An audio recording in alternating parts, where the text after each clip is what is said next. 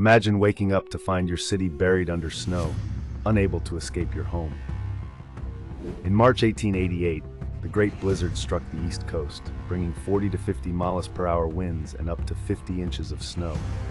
Within hours, New York City was paralyzed. People were trapped in their homes, streets became impassable, and public transportation halted. The storm raged for 3 days, with temperatures plummeting. Rescue efforts were hampered, and lives were lost as the city struggled to cope. This historical event reshaped urban infrastructure and emergency response, highlighting the power of nature and the need for preparedness. The Great Blizzard remains a cautionary tale of resilience and survival.